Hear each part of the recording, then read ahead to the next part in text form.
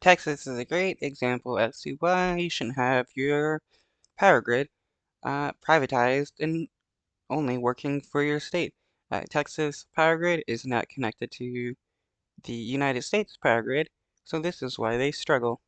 A record heat wave and its connections to climate change are highlighting again the growing concerns around America's electrical grid and whether it can withstand the added stress. William Brangham focuses on that part of the story tonight. As Texas and much of the South broils right now, more people are dialing up their air conditioning to stay safe. In fact, in Texas, which operates its own electrical grid, demand for power there hit an all-time high this week. That puts enormous stress on utilities and power lines at the very moment that they're also being impacted by the extreme heat. Michael Weber is a professor of energy resources at the University of Texas at Austin, author of several books on this topic, and also chief technology officer at the venture fund called Energy Impact Partners. Michael Weber, thanks so much for being here.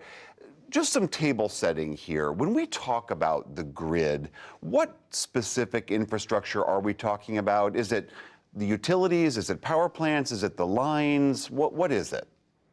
It's all of that. You got it. It's the power plants that make the electricity, the transmission lines that move the electricity from the power plants to the cities, and then the distribution lines that move it around the city, and then eventually get to our meters and our appliances like our air conditioners. So it's that whole system up to the meter that really is what we call the grid. So you are in Texas right now, which, as I mentioned, has its own particular grid. Almost all the climate models that we look at say we are going to see more and more intense heat waves of this kind. Are our grids nationally able to handle this ongoing stress?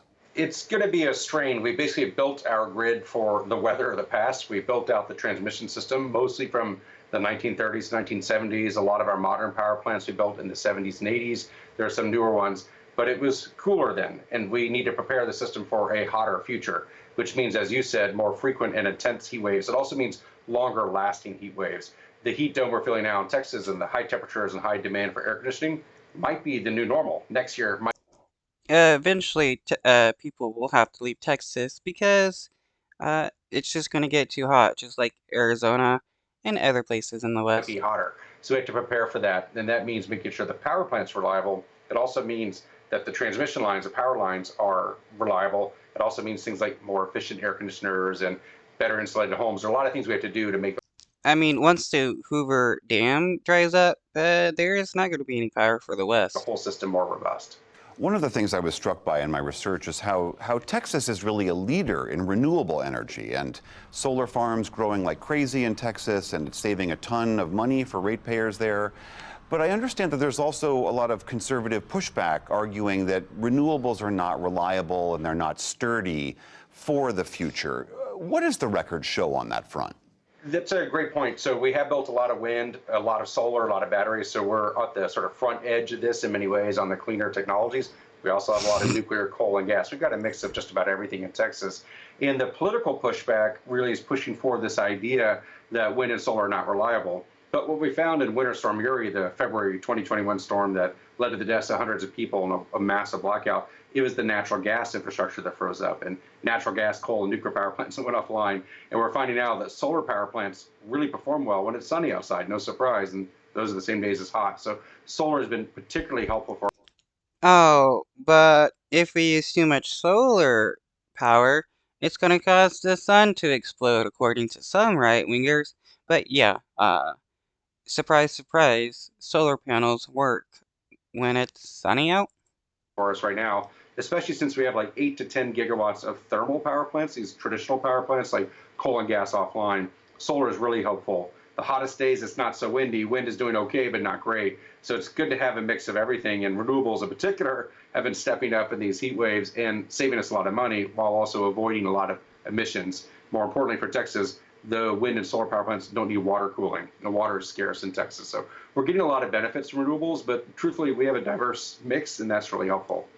So, operators of your grid in Texas have been urging people in the midst of this heat wave to cut back voluntarily on their usage of electricity. You argued in a terrific column in the New York Times that that's You're skeptical of that idea, and you argue that we ought to pay people to dial their electrical use. Make that case.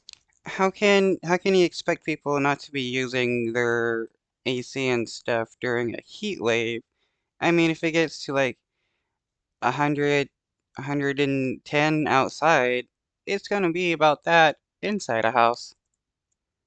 Absolutely. So we can ask people in their better angels to voluntarily conserve, maybe dial back their air conditioner or turn off non-critical appliances, and that will work a little bit. Some people will do that. But if we paid people, I don't know, $1 per afternoon or a couple dollars per afternoon, maybe as much as $15, people would absolutely $15 just not to use their AC for a day? That's not enough. dial back their air conditioner or pre-cool their homes. So we can use financial incentives to encourage people to reduce their demand. And turning down the demand is the same as turning up a power plant. It helps balance the grid. There are cities like Chicago with ComEd doing that right now. They'll pay you $1 per afternoon. So we know this works. We need this in a widespread way. And turning off the demand would be a lot faster to deploy, a lot cleaner, and a lot cheaper than building a bunch more power plants, that's for sure. I mean, going forward, though, we need clearly a much bigger investment in this infrastructure of the grid, more national and across the country. Why is it that we have pushed off this critical investment for so many years? For a lot of people, investment sounds like spending, and spending sounds bad, but in fact, it's investment for the future. We need the grid. We use it for water treatment. We use it for food preservation. We use it for air conditioning. So electricity is really central to what a modern economy is. And if we look towards the future with growth of electric vehicles and induction stovetops and electric heat pumps, we're going to electrify many more things in the economy, especially as we decarbonize. So we're looking at like doubling or tripling the grid. That means a lot of investment. I like this because that means we're going to clean things up. We're going to create a lot of jobs and grow the economy while making things more robust. So I think this is a great opportunity. I think of it as investment, not spending. But just people are reticent. Sounds expensive. The benefit is you'll have a cheaper, cleaner grid, and that's really useful.